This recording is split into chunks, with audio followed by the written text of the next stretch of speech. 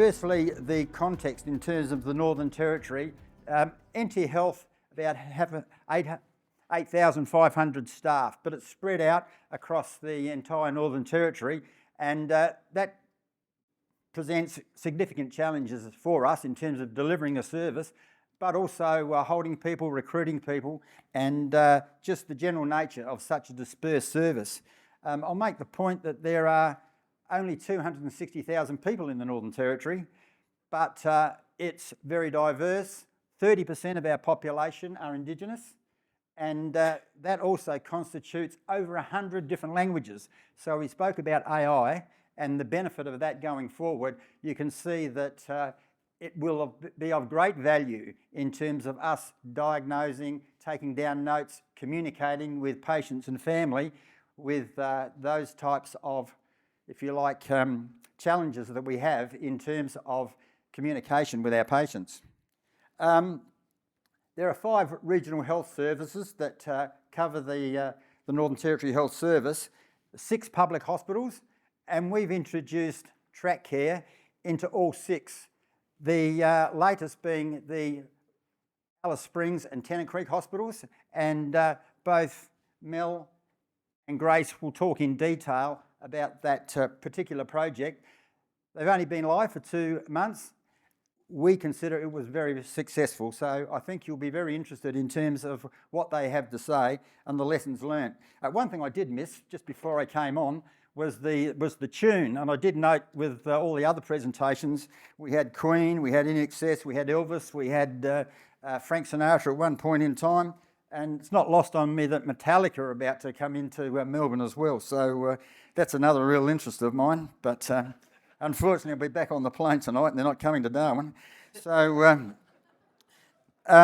apart from the 6 public hospitals, there are also dispersed throughout the territory over 70 health clinics, health services, healthcare services, and they're in very dispersed and remote locations, particularly challenging, not just to provide the service, but for staff that we need to have to go there. Very remote, often very isolated, and also very difficult to get and treat patients. So unique circumstances in terms of the Northern Territory. You'll note there in the notes that it's 1.4 million square kilometres, and with some pride we say it's 6 times greater than Victoria, and that probably is pretty much a reflective of the amount of talent we've got there too in AFL, because we punch well above our weight in terms of the Vics. And every time that we have our Indigenous competitions, state of origin, those types of things, we do very well for ourselves.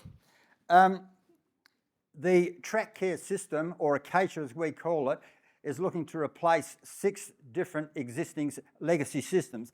They've been in place for some time, so we've been digital for a number of years, to some extent over 20 years. So part of our challenge has been to move people from one digital environment, although not interconnected, but one digital environment to a single continuous record. And of course, as you know, people don't want to let go, and that's a particular challenge for us and change management. So I'm sure that's not unique just to us.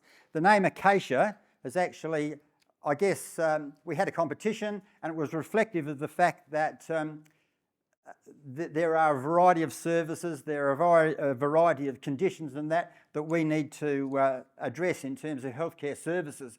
So one of our staff came up with one of the health staff came up with the notion of, let's call it Acacia, which is a reflection of that amazing species of wattle, etc., that are ubiquitous, if you like, right throughout not only the territory and but also through Australia. So we thought it was very fitting. Also, it has medicinal qualities. So that was another reason why we thought that we would stick with that name.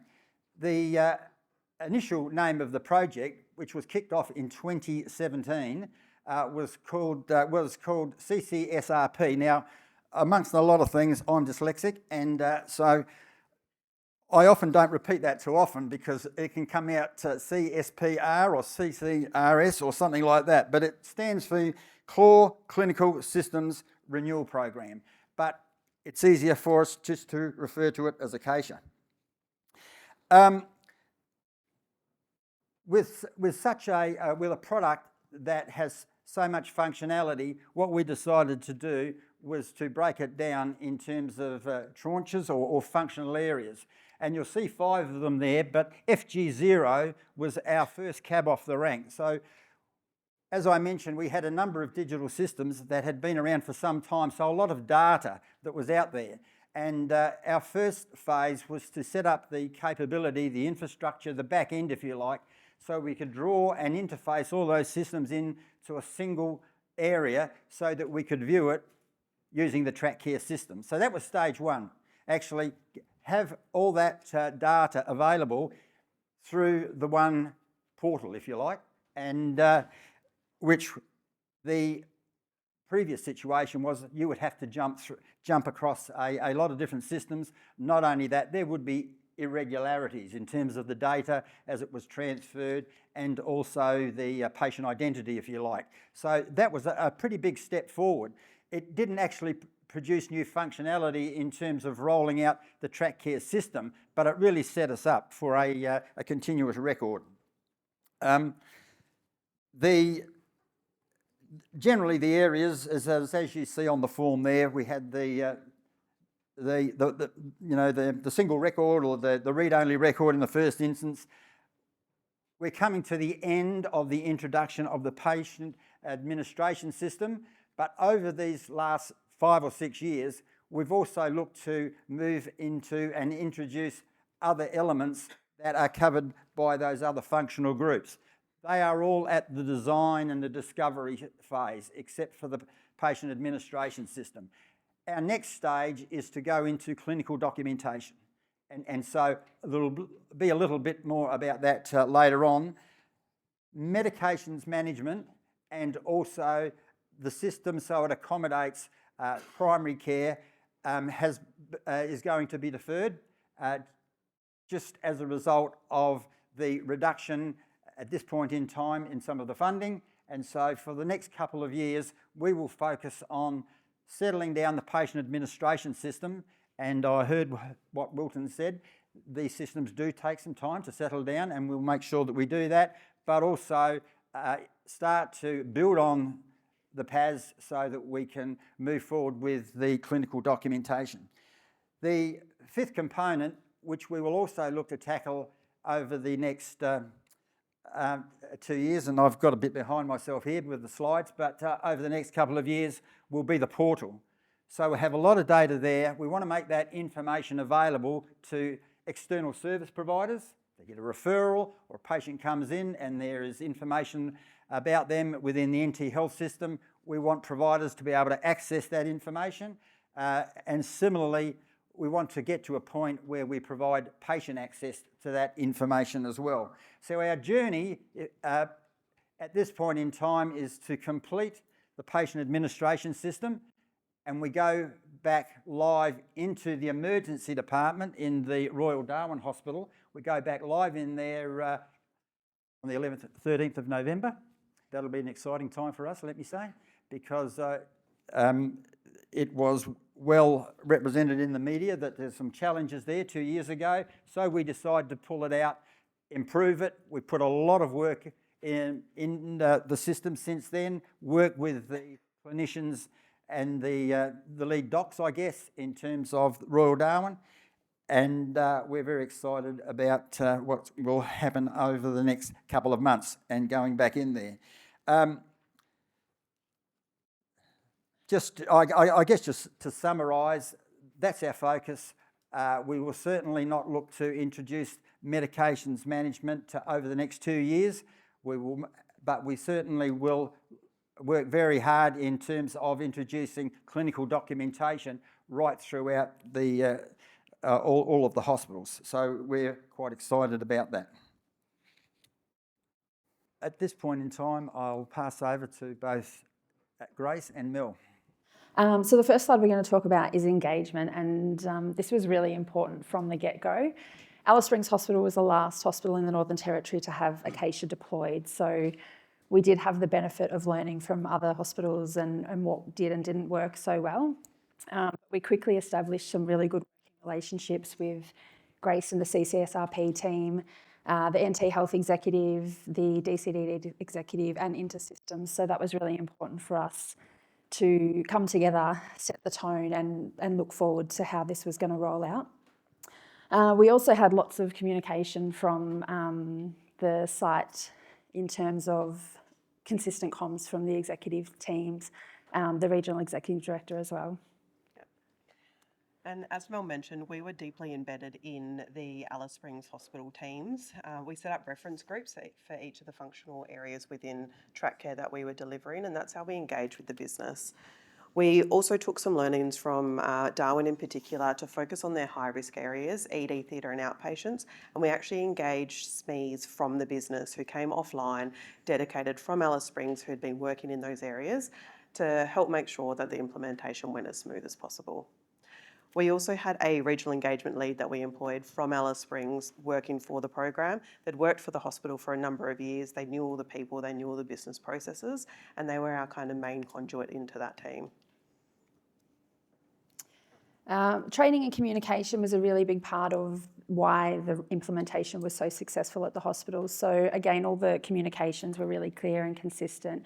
We wanted to be really transparent with our staff, who obviously had, some nerves and some apprehension about the rollout of a new system after using our previous system for so long. And although we love to hate it at some times, it was a bit of an attachment thing to let that go and transition to a brand new system that could give us much better functionality than we'd previously been exposed to. Training was made mandatory from the start, so we wanted all staff to really engage in the training process. We had 40 online training courses that were available, and staff were encouraged to go offline, complete those courses as many times as possible to become familiar with what the system looked and felt like before we went live. The overwhelming feedback from our staff was that they also really wanted to engage in some hands-on face-to-face training. So the CCSRP team were very responsive and were very flexible in accommodating that for us. We had over 200 face-to-face sessions on site at Alice Springs Hospital and over 40 sessions at Tennant Creek Hospital where staff could come in, play with the system as much as possible before going live, understanding what it would look like and how some of those workflows would change in comparison to what we were used to. So the training was delivered to over 1,400 people across Central Australia and over 40 people in Barclay, and having that engagement was one of the main reasons why we had the success that we did. And as part of the communication strategy, we actually had people from the program team attend the daily safety huddles, and that's how we got a lot of our messaging out. Alice Springs Hospital also has a Facebook group, so it's very unique up in the NT. It's the only hospital that has a Facebook group, and that's where they used a lot of the comms that we were delivering at those daily huddles to get the messaging out to the broader teams. They found that that was a better communication strategy than emails. A lot of the clinicians in particular don't actually have the time to access emails. They don't attend all of the corporate and operational meetings. So that's the way that they got a lot of the communication about when it was happening. We also had a drop-in centre and hub at the hospital as well. Space was very, very tight, but they managed to carve out a bit for us where we had go live counters up as well so that people could see exactly when it was going to happen and any key messaging that they needed. So we allocated 45 super users from our core team who were some very willing participants and others that took a bit of a nudge, but they were what we considered to be our subject matter experts, the people that really knew the business and the current workflows and what we really needed to focus on for this implementation to go well. So 45 super users that underwent extensive training and they sort of were part of the influence and the drive for this to be a really successful deployment. We had managers and educators in addition to those 45 super users. So all managers and educators that are heavily involved in systems and areas that were going to be impacted by this underwent that training as well so that they had a really good understanding and were able to support their teams in addition to the 45 super users that helped the CCSRP team as well. So we also had some doctors from Darwin come down to Alice Springs as part of the Go Live to help provide support, particularly in that outpatient space where it was such a big change for the medical staff. The super users formed part of our 24/7 at elbow support team. anywhere ranging from a week to 5 weeks. We had staff walking the floors 24/7 for the first 5 weeks of the implementation. It was actually meant to be a lot longer, but health decided to pull it back because they basically didn't need the support, so we just slowly transitioned. And as of this week, we actually do not have any on-site support anymore. So implementation, there was a lot of planning and preparation that went in to get to this point, a lot of effort, a lot of dedication from staff at all levels, across all areas. When it came to the implementation, we had our executive team really present and visible out on the floor, checking in with teams, making sure that they were feeling okay and that they were ready for what was to come. We had really clear decision pathways. So we had our regional implementation working groups, we had our reference groups, we had our weekly meetings. Those meetings and the schedule of those meetings were really flexible, so we could increase them and decrease them as things would pop up, and that was really important because we wanted to be responsive. We wanted to make sure that we were doing everything we could to really mitigate any foreseeable issues. So we just had, I guess, all hands on deck. We cleared our calendars for as much as we possibly could to make sure that we were out on the floor, both just before going live and then after going live, to be there with the team on the ground, making sure that if there were issues that had popped up that we had maybe not foreseen, that we could escalate them really quickly. And that included going to Grace and her team to just say, hey, this has happened. You know, there was a lot of responsiveness, but also to our agency executive as well, who were very, very accessible and happy to help problem solve as we needed. So as part of the go live on the actual day and the cutover night, we had 30 staff from our team. They were on the ground in Alice Springs in particular. And then for the whole support process, we had about 60 people rotating in, as the majority of our staff were located up in Darwin. For the cutover, we actually had a major issue. It had nothing to do with track care. We were ready to go live, and our old system refused to turn off. Which is surprising because it actually goes out nearly every week. But when we needed to cut it, it would not cut. To the point that we actually just had to cut off access to the server while we fixed it. So I think that delayed go live by about 3 hours. Yeah, it was 3 or 4 hours, and probably the one thing that we didn't foresee happening on the night of cutover. So it was just one last little bit of revenge from our legacy system that didn't want to go down without a fight. So I'm actually not surprised because the morning of, a lot of the teams actually did farewell parties for the old system. And there was even a very impressive cake that they did the floor plan of the emergency department on, from what it looks like in Kansas. So I think they actually foreshadowed it not dying. Challenges. So we would be lying if we were to say that, you know, it wasn't without its stress at times or without its hiccups along the way, but largely it was very manageable, and that was, you know, a credit to the communication, but also the transparency and the engagement and the working relationships that we established.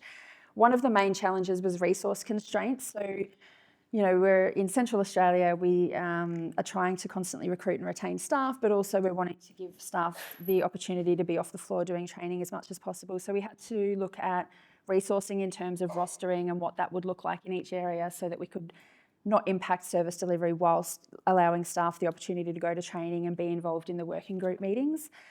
We also had the constraints in, do we have the right equipment for go live? Do we have the right printer labels and, you know, all those sorts of things that come along with a system change.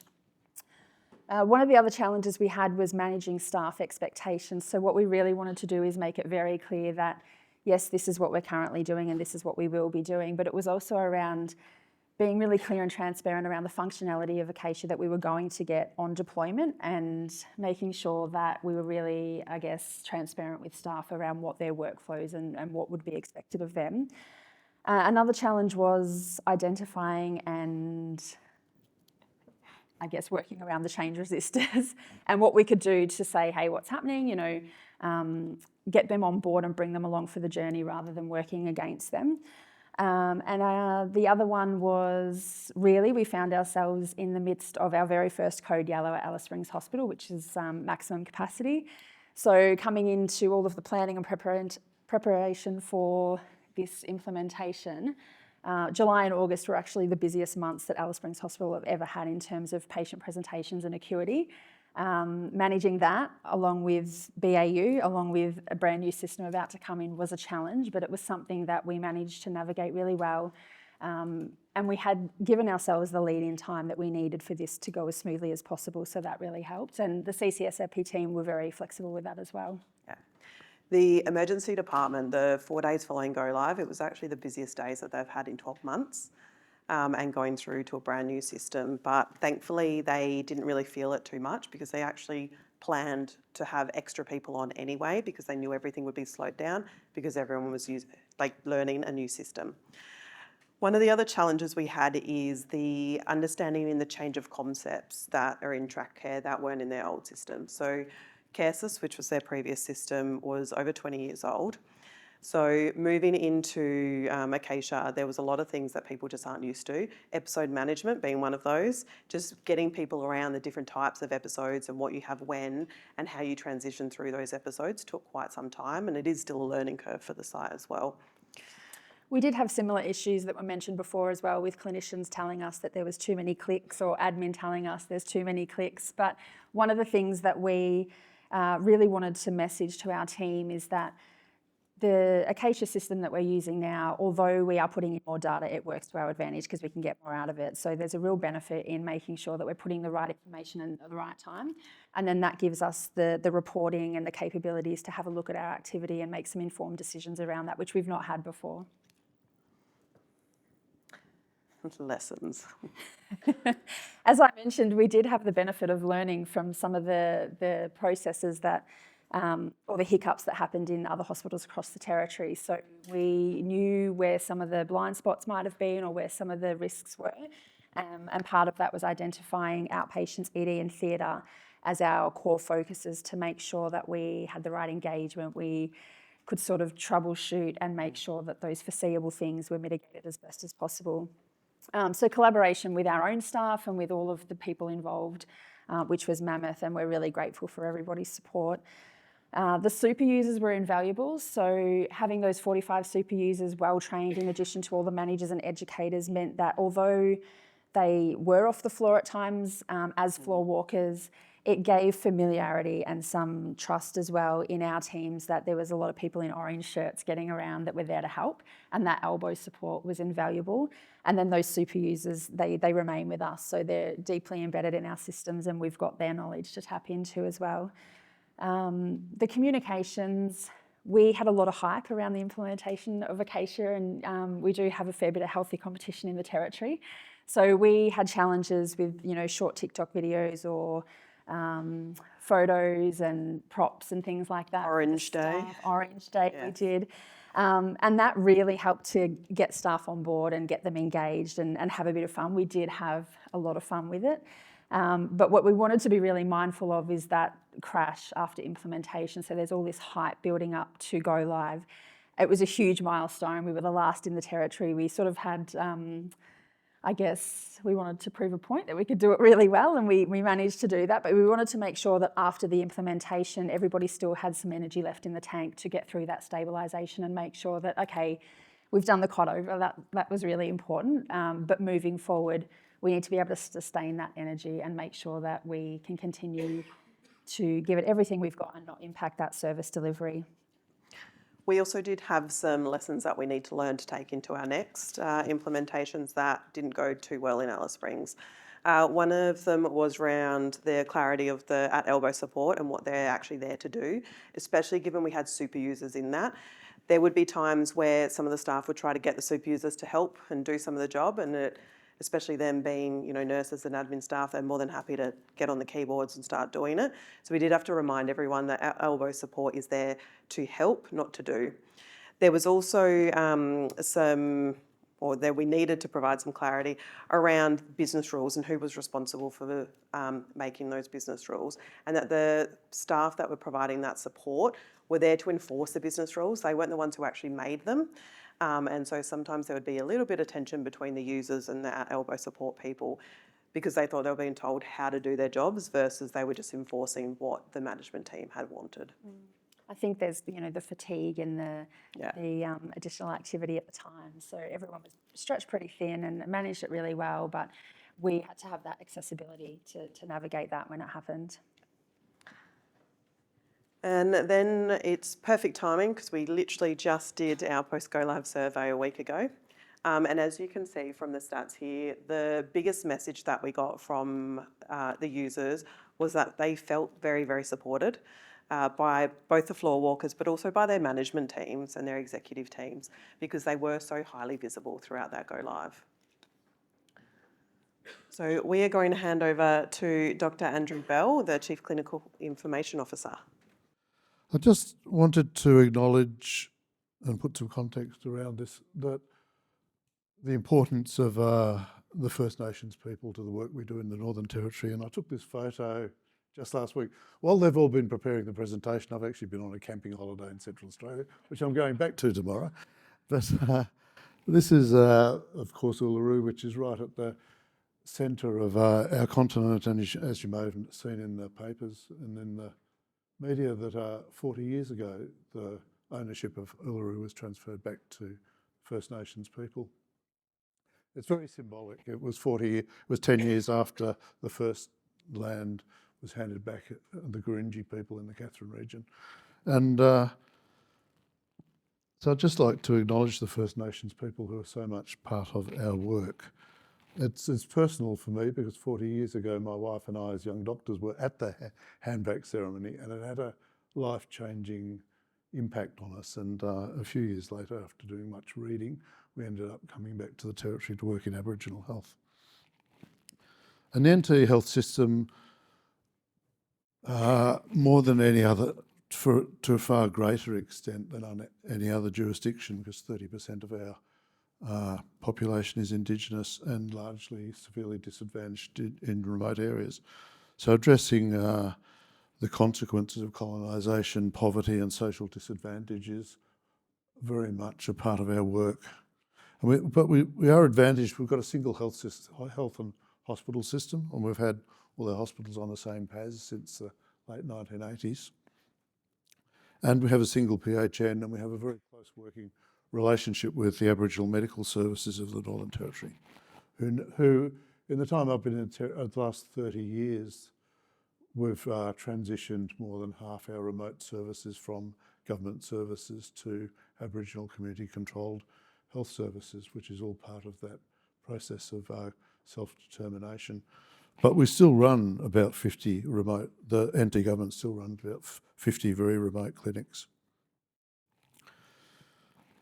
So I'll just recap on some of what Bob said, because I didn't know what Bob was presenting because I haven't been on deck for the last couple of weeks.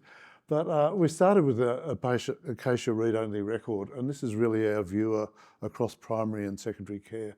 And it's quite revolutionary. It took a long time for everybody to start to get familiar with it, but it's now part of the furniture. And our doctors who do the emergency on-call for remote areas will tell you they open the acacia read-only record for every one of the clients that they're called about. It's a patient summary which is incorporates all the digital information we have from our primary and secondary care systems, and it's seamlessly integrated in patient context in our legacy system. So we've been digital in primary healthcare now for about 15 years. And if you open a patient's record, there's now an acacia icon, and that just opens acacia as other pages behind that record. It also gives very streamlined access to the National My Health record and to some of our other systems and registries. So it's become a central point of our medical record system. As I said, it's become something our primary care services very much depend on, because they can see, particularly they can see images and they can see images in remote health services, which they haven't been able to before, but also hospital pathology, discharge summaries and letters that haven't arrived, etc. But that's 50 of our clinics. But we also have an equal number of remote clinics that are run by Aboriginal community-controlled health services, and it's a weekly issue now, is requests for access to acacia by Aboriginal health services in particular. and also GPs, which brings us on to what's to come. And we're in the next 2 years, as Bob said, we have a lead back program and we're prioritising. We're going to further enrich that read-only viewer, and also look towards external portals for external providers.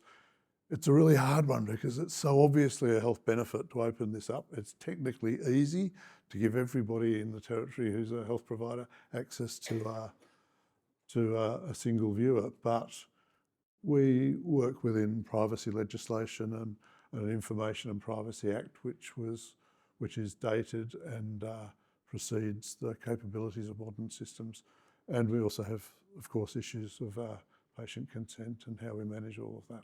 We have the National My Health Record, and we know the effort that went into managing and including legislative change to do that. But we will proceed over the next 2 years to open up the external portals for providers and clients, and also proceed to hospital clinicals. One thing that I've learned as a primary care clinician, it's a long time since I've worked in a hospital. In fact, Catherine Hospital in 1990 was the first time I worked in a hospital environment. And I had no idea how complex patient administration systems were when I came into this project. And I think that's why we haven't proceeded to hospital clinicals in that time, because the complexity of rolling out a PAS across the whole of the territory, including outpatient management and theatre management and ED management, has been what we've struggled with. And with the rollback into ED in Darwin, we will have finally finished the patient administration functional group 1, and then we can move on to hospital clinicals. And I think they're going to be easy compared with doing the PAS. There was one more slide. The other slide I put in didn't get in. It was a picture of Alice Springs. I just wanted to recap finally and say I decided not to go down to Alice Springs for the go live, but to watch from afar, and then go back 2 weeks later and see how people were feeling. And I was just blown away. I walked into this really positive hospital environment, and I think it's a really positive culture in the hospital, which is a credit to the management team. And Bob asked me, Bob said to me, sort of rhetorically, I think it went all right. And I think my reply to Bob was, Bob, it was a masterclass in collaboration between the hospital management team and the project team and the vendor.